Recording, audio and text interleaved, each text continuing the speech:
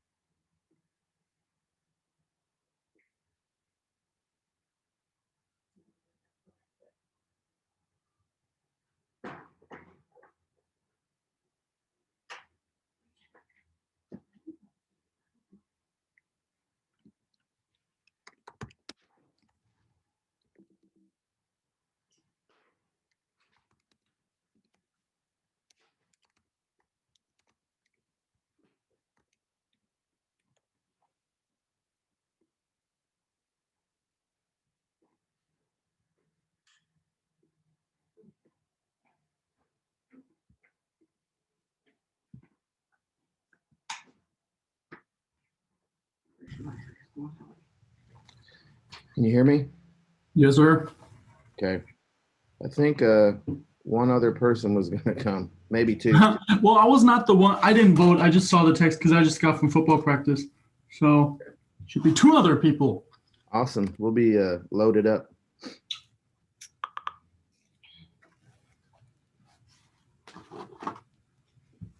So there was a UGROW meeting earlier. One of my students, I'm sharing my screen, you probably see it, but she said their Zoom meeting got hacked and somebody started researching child porn and playing discriminating music. That's kind of funny. So let's hope I don't get hacked.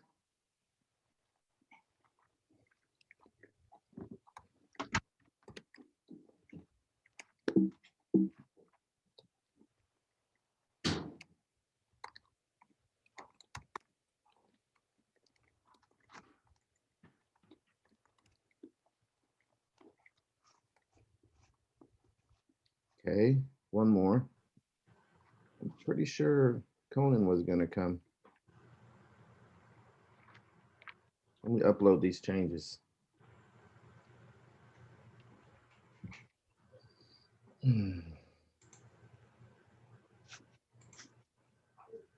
There he is. Oh, that's another one. Aziz, that's not.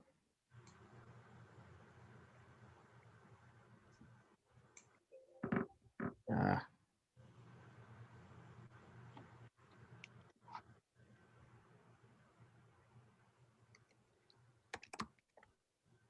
Oh, I don't want that terminal out.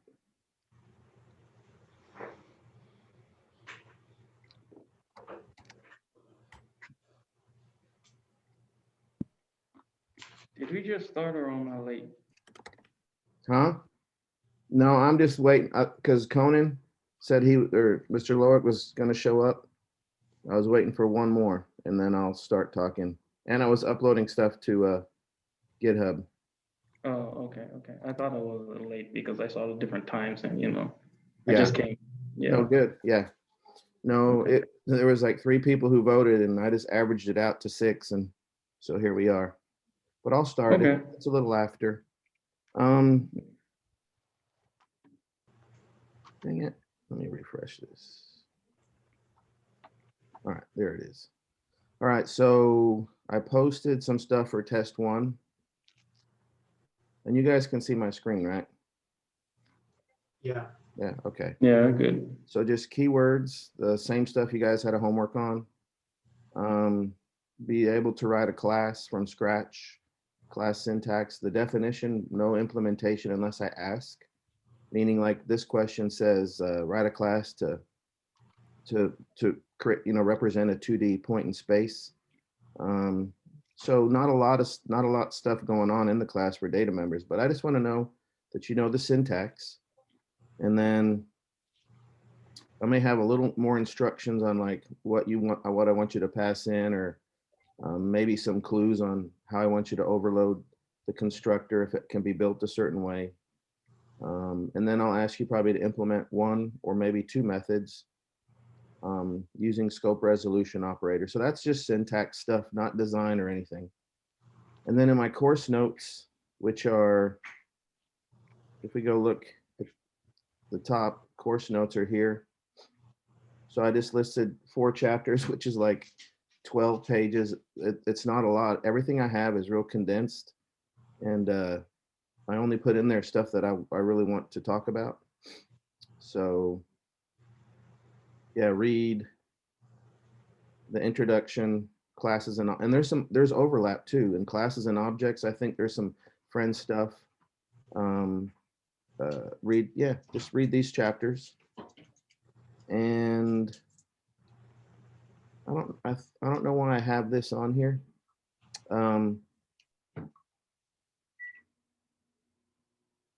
But yeah, I want you guys to discuss inheritance versus composition. We've talked about that a little bit in class. You always want to use composition before you use inheritance. There's Conan. What is the difference between composition versus inheritance? Anyone want to throw it out there?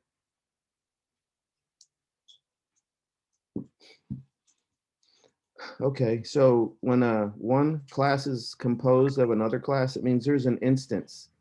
Like a deck of cards may have 52 instances of a card class. So that's composition. Whereas inheritance, you use the inheritance syntax and you basically gain all of the methods from the base class into the superclass. And you gain all of that functionality. But it's kind of hard to find really good examples for that. But read up on the difference between inheritance versus composition. And then here's just a quick example when it comes to overloading different members or different methods. And I'll put some more example questions on here, probably tonight, because this is pretty thin for a study guide. But the big thing is read those from the course notes and be able to write a class from scratch, implement a method or two, and obviously the keywords that you guys did a homework on. Okay, moving on. So I posted 2 assignments and they depend on each other. So designing your game. So what I decided was it'd be great if we could all do different games, and maybe we will here in a little bit. But for now, I need to have kind of real tight control over the requirements of what I was going to ask you guys to do. So in designing your game, we're going to end up using this language called UML that does like visual design. It will let you model your class using visual components. And all the way down at the bottom, there's a link to a video. There's a couple of websites that you can draw your stuff for free. They have plugins for UML. And this video, I've started showing it the last 4 semesters because it's just so concise. It does a way better job than I ever could. I have a link to some UML like documentation, but we just scratched the surface. We're not gonna get crazy into designing things. Just real high level. After you watch the video, you'll see, okay, it's not so bad. But just read this stuff. So like when you're because basically I'm giving you a bunch of possible classes that you can design. Like, let me just give you an image of the game. So real simple, no textures, no moving people, no, nothing like that. It's going to be just shapes. And so I'm trying to think if I could draw something up. Yeah, I can. Let's go to Google Sketch.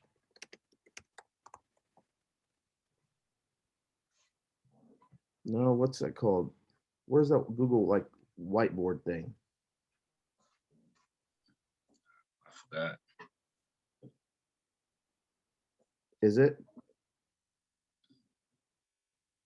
I don't know. Yeah, dang it. I know what I'll do.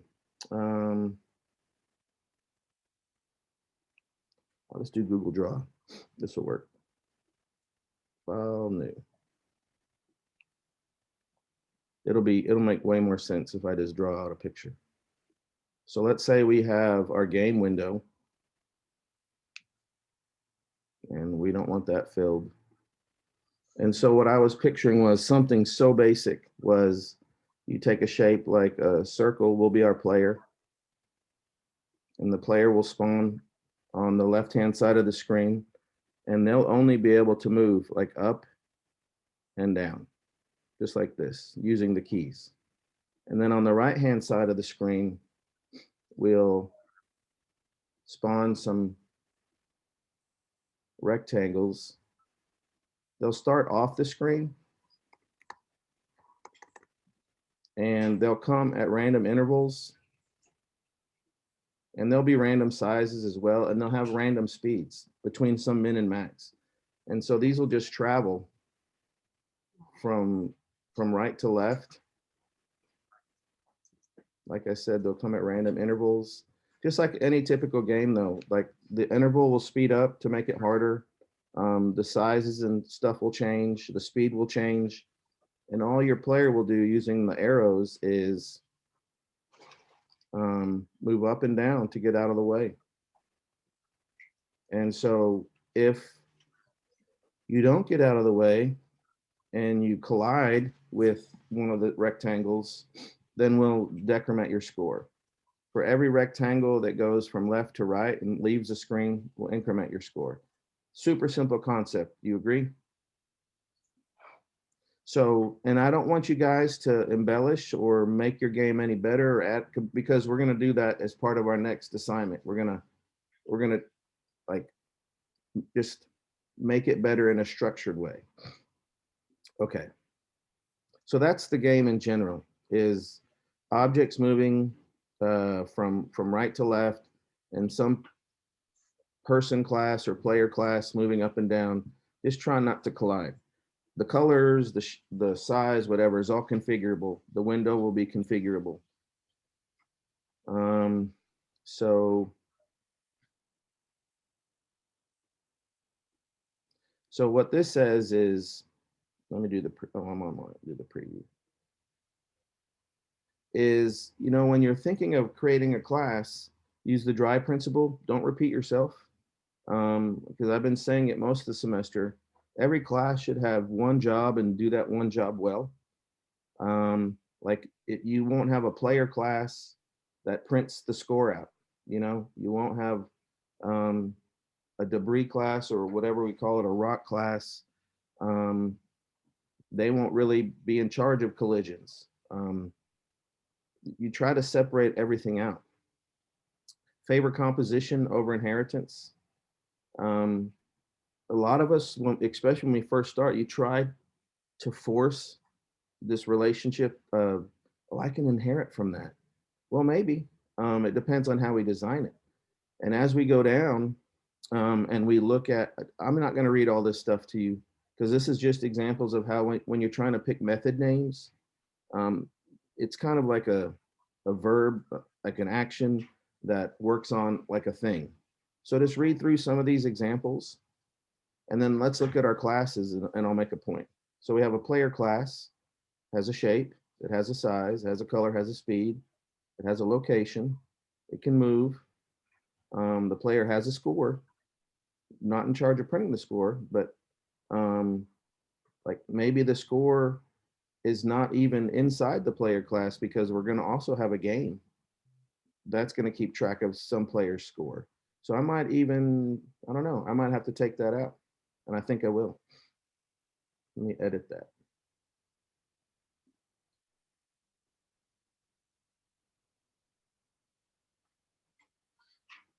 Your pictures are in the way.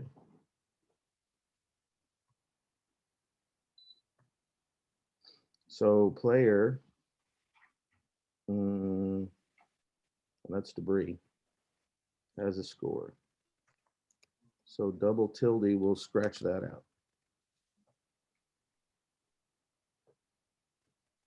Okay. So It can collide with other objects. Debris has a shape, has a size, has a color, has a speed, has a location. What's similar between these two? Pretty much everything, right? So a player class, depending on what we add to our player later,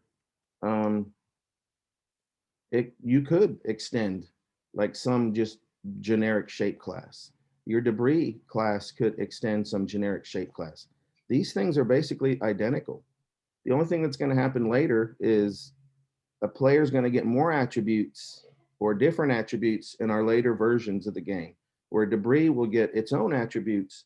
So as you're designing a class, you're thinking this generic in this generic way that, can I write something generic that both of these can extend? So I'm like not doubling my work. And then can I extend and then get more specific with what each of them does? And for right now, they're almost exactly the same for this game. But in our next iteration, it's going to change a little bit so that we can take advantage of some base class that just represents size, shape, color, speed, etc.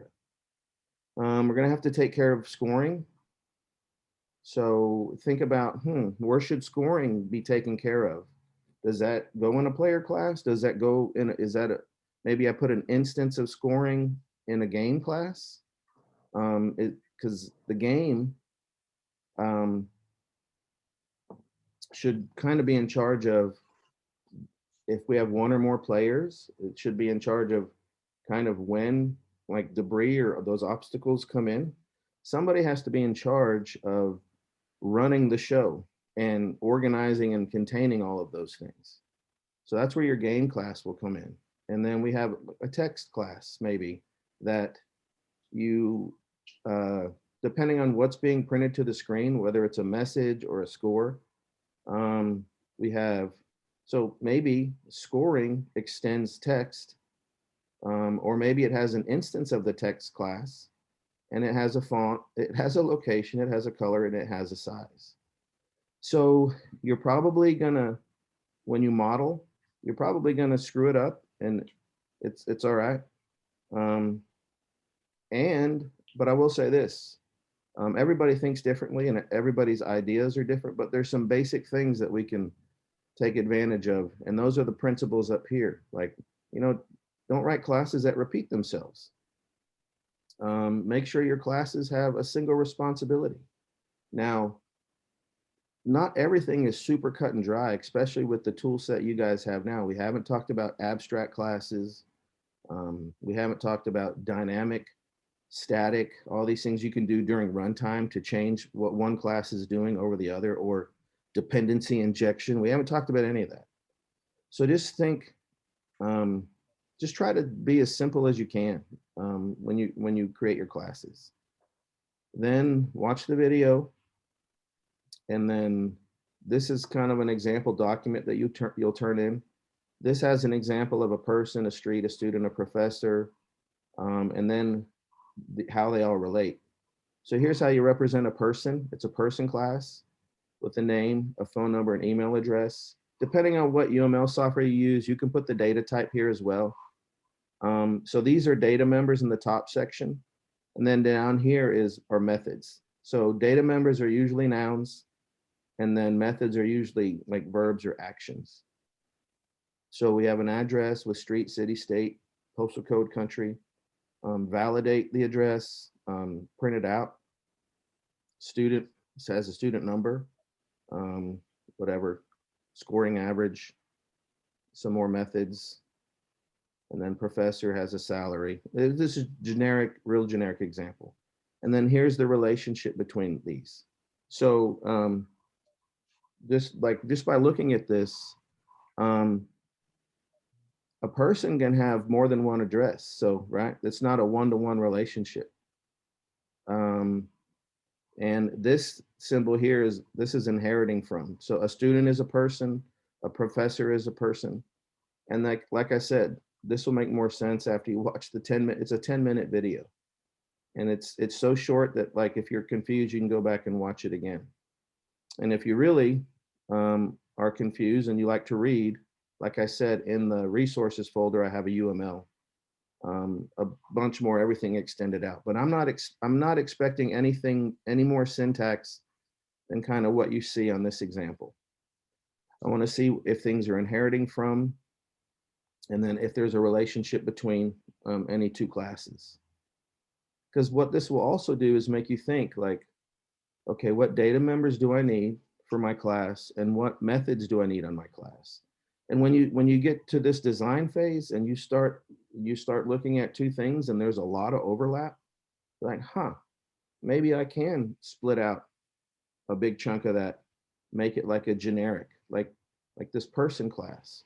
A professor and a student can both inherit from person because a professor has a name, a professor has a phone number, professor has an email address, and so does a student. Any questions? Okay. All right, so then let's look at the game itself. I started with the game, and then I was like, no, I think I'll make him do a UML diagram now. So then I'll have to look at the due date. But the UML stuff is due on Tuesday, so you got the weekend to do it. Like, I don't even, we might not ever have school again with us. You all look at the weather. It's crazy, right? Yeah. It's like a week of, yeah, I don't know. I've never I seen know it. yeah, Monday gonna be bad, but I don't know about Tuesday. Yeah, I hope not, because well, missing last time was not good. I'm recording this for anybody, but I'm also rushing because it's 6 o'clock at night and I don't want to keep you guys here. So here's the game. All the stuff you need is in the examples. Like if we go back up to resources and we go to SFML, yeah, I linked to everything. And I was messing around with scrolling backgrounds, which we won't need for this. And I haven't finished the third one. This one uses, because when you scroll the background, it gets ugly. And I can show you guys, but making it scroll so that it looks seamless, there's some trickery. And I tried it with one background. You either, I don't know, I don't want to get into it, but yeah, forget it. I was using two backgrounds here. One would slide, and then I would throw the other copy in behind it so it would look smoother. And there's some issues with that one too, but I left them in. And then scroll 3 was just using a view, and the view class in SFML is basically like you have this whole map, and then the view would only show a portion of it. So like if we had this big long scrolling wallpaper or image in the back, we could just slide that view along that long paper. So I haven't done that yet. On like, here's another example of a view where you could like move it around. So I'm going to try a scrolling background with a view instead of actually moving a background, which didn't perform well either. Because usually your background is pretty big in the SFML world. And it was really messing with performance. So I was just here messing with, and their documentation is pretty good. Like if you see a class, like if you Google some stuff, like you come up to classes, and I knew I wanted to look at views, scroll all the way down, and it has something for everything. Something for everything. What does that even mean? The documentation is clear, and when you're searching for a class, it has a nice set of all the methods that exist, with descriptions and a lot of code examples. So the code examples out of context sometimes are a little weird, but when you're programming and you've been using SFML, let's say for a week or two, this will seem a lot better. Or even after you're messing with it for a couple of days, some of this will make a lot more sense, because they obviously don't have like a game loop, while the window still exists, none of that's in there. And so a lot of this is out of context. But anything that you would use from here, you'd either set up before the game loop and then use within the game loop if you want to move your view around. Okay. Collisions. I might actually run that one. So collisions.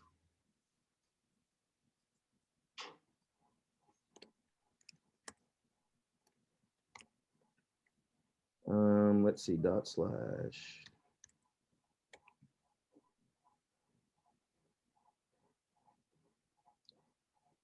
It's slow and it gets fat. That's my machine choking on it. But I made it so that when they hit each other, they'll change direction. But there's some issues with that. Look at that slowdown.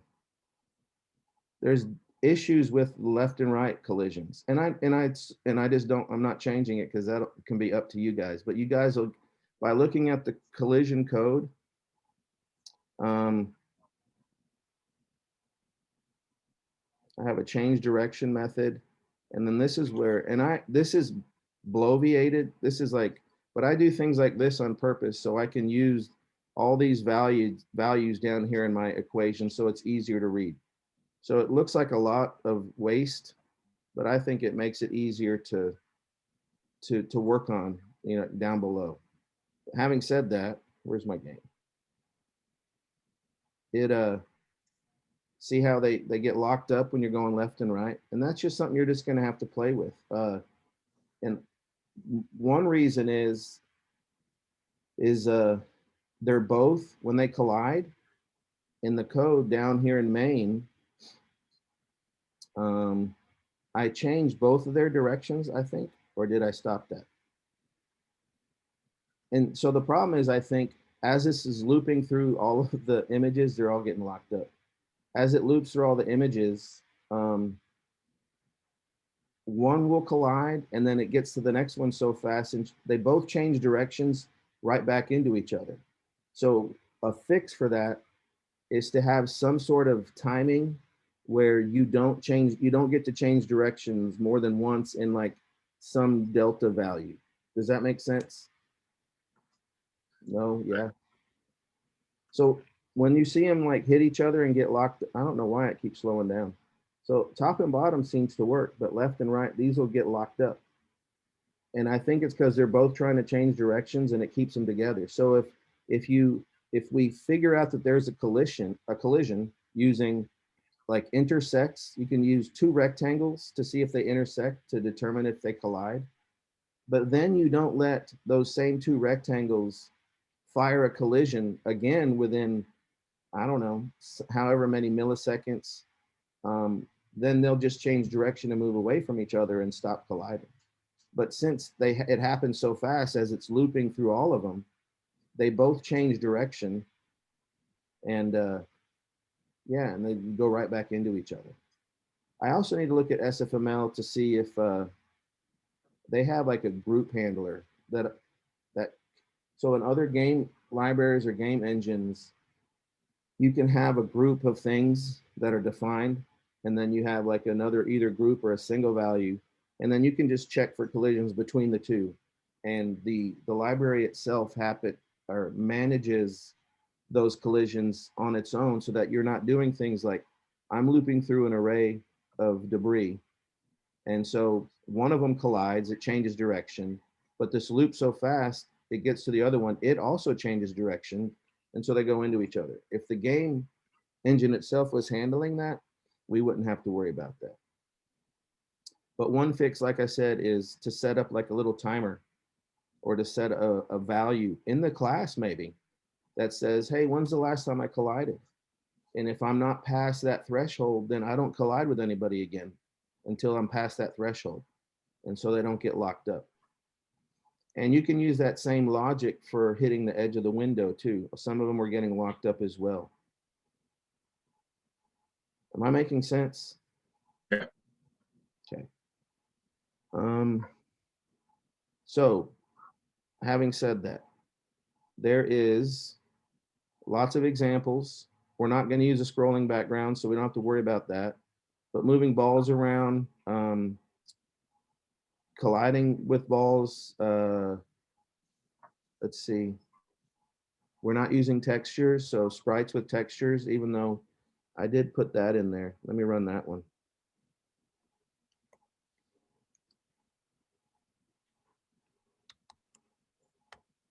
don't even know what it is anymore. Oh, it's just a golf ball. They're not moving. And then there's another swirly thing. All it does is take like a shape and throw a texture on it. So if we wanted golf balls or stuff to bounce around, it's just adding an image onto a shape and treating it like an entity. That's one thing we'll improve upon later as well, because right now it's like they're two separate things. We could write our own little class that extends and then, creates like a player that does have a texture, does have a shape. Okay, I think that's it. Events, we've talked about that. So like we're saying you're going to move your player up and down. So we need to be able to capture keyboard input to know what key we've pressed so that you can move your player up and down. But that's a little later as well. I mean, but if you wanted to knock a bunch of stuff out over the weekend, get your UML diagram knocked out. If you guys ask me questions on Slack, I might be able to answer. We're going to Midland again this weekend, but not resources, assignments. All right, so that's down and dirty. So what did we talk about? What did I start off with? Exam. Okay, we went over the exam that was scheduled. I'm going to add some more example questions, not adding more material, just more example questions so that you'll have a better idea of what like my test might look like. For the keyword, so well, we can have to like write a definition, or we be like a corresponding to a number, or Your best bet is to know the definition, but I usually do like a matching because it can get pretty confusing. But yeah, you'd be able to write a short description if I ask, but most likely it'll be some type of a matching because that's easier to grade. And I mean, that can be confusing too if I let you use the same word multiple times. Really throw a wrench in there. So we got the test, we got the UML assignment that's due Tuesday, and it's not that hard to do. It's just going to make you think about how to organize your code. So read over that, and then that's what's due. Yeah, the 16th is Tuesday, and then 23rd is the following Tuesday. So that's plenty of time. That's 2 weeks for the program almost. And then we'll move on with that. We'll either I'll set you guys loose with your own game design, but we can talk about that in class because I do want to make it fun, but we also have to get the basics out of the way. We good? yeah. All right. Good. 30 minutes. I think that's, oh, somebody's just showing up. I think you've been here. Fauzi, did he get kicked out? I don't know. No. We'll let him connect Yeah, and then we'll tell him we're leaving. Yeah, he's here. I think. No, I just Camera's admitted not- him. He was in the waiting room, but can you hear us, Fauzi? Yeah. Yeah, we were just leaving. But I recorded this, so I'll post a link to the recording. I mean, I just talked about the test and then the next a couple of assignments, which you'll see in the recording. So like I said, it's Thursday night, and I didn't want to skip class totally because that's not okay. I did it already once before, so I think we got everything I want to talk about. So if there's no questions, go back to drinking or whatever you were doing. Oh, I have a question if you don't mind. No, I don't mind at all. Oh, okay. Let me see.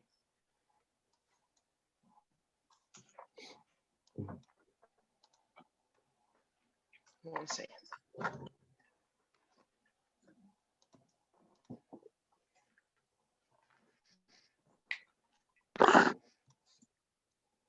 No.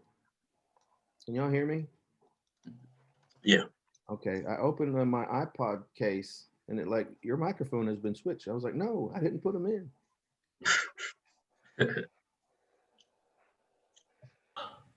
How's you there? You got it? Yeah, I'm here. So what's the question? Oh, so in my Windows computer, Yeah. like I did the SFML, but in my desktop, like on my Mac, I couldn't do it. I I tried to Oh, do it on my Mac, but I couldn't do that. hey, if you stay online, I can help probably. You want to stay Sure. for a minute? Okay.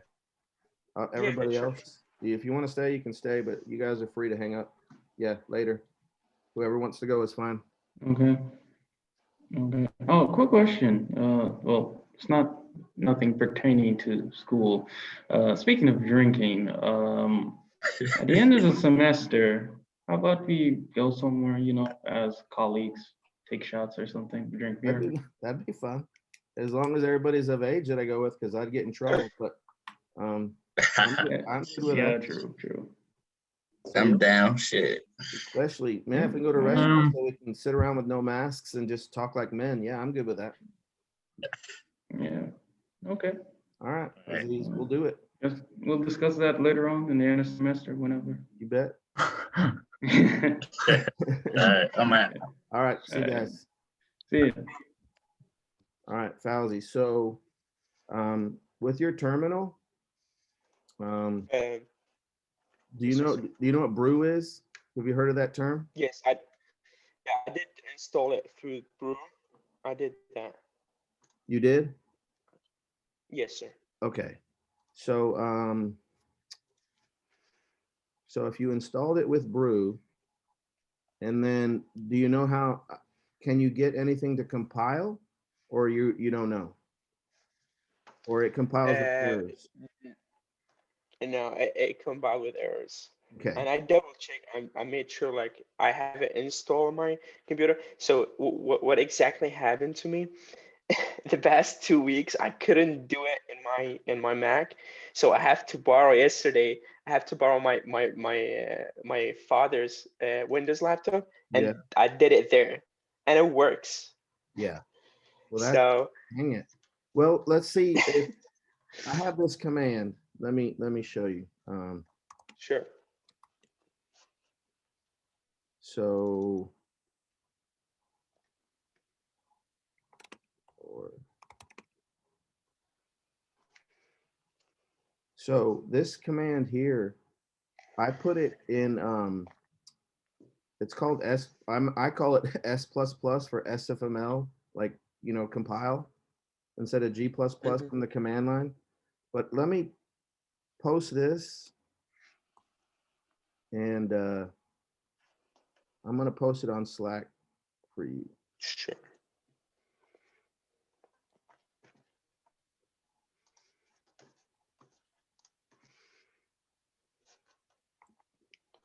Yeah, because I'm not gonna be able to use my father's laptop all the time, so I No, gotta do it in my Mac. I'm with you. We got to get it fixed up. So this is s++.sh, and this is a bash script. So if you take this, there's no bash. I want to say auto detect. Oh, is it bash script? Yeah. So if you take this Mhm. script here, can you see my screen still? Yes, sir. I can. Okay. I can. So at the top, like I had 2 different Macs and I installed SFML in 2 different ways. So what this does is it looks for the brew installation. Mhm. If this folder exists, then I say my location is equal to that folder. Otherwise, my location is equal to this folder. So if you Mhm. only have one location where SFML is, then you can just make location equal to that equal to where your SFML is at the top and get rid of this whole if statement. And then this Uh-huh. says, because when I compile a program, so for example, like this 03 sprites.cpp, if I just type s++ 03 sprites.cpp, it assumes that I want to use this as the input file and then it creates the object file with the same name Mhm. here. And then I can run it using /03 sprites and it runs. Mhm. Mhm. So And Yeah. Yeah, So I for see. you, yeah, if you copy the script and you put it somewhere, like On my, let me see. you want to put it I, in like user local bin. yeah. Yeah, because that's so then it'll find the command when you type it from the terminal. And then you can give it an output file name. Like I could say S++, like run it and make it like ZZZZ. Hmm. Oh, yeah. And so it created my whatever that I want to call it to run it for me. So I'm thinking the reason I'm giving you this is because if you look at the if you look at this command down here, one of the things that when you compile with SFML is you have to link it with the libraries in the correct location.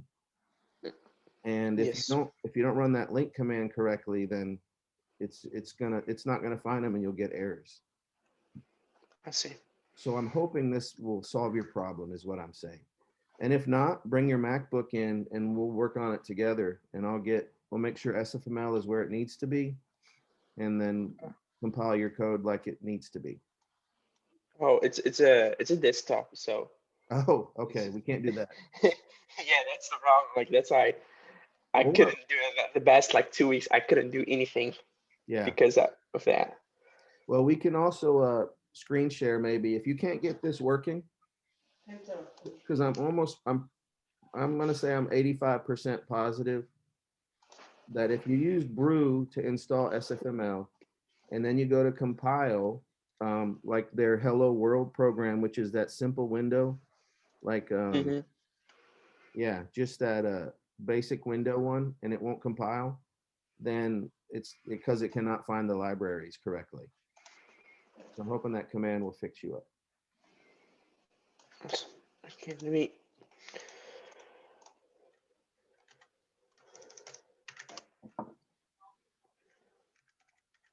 And sorry for being late. Oh, that's all right.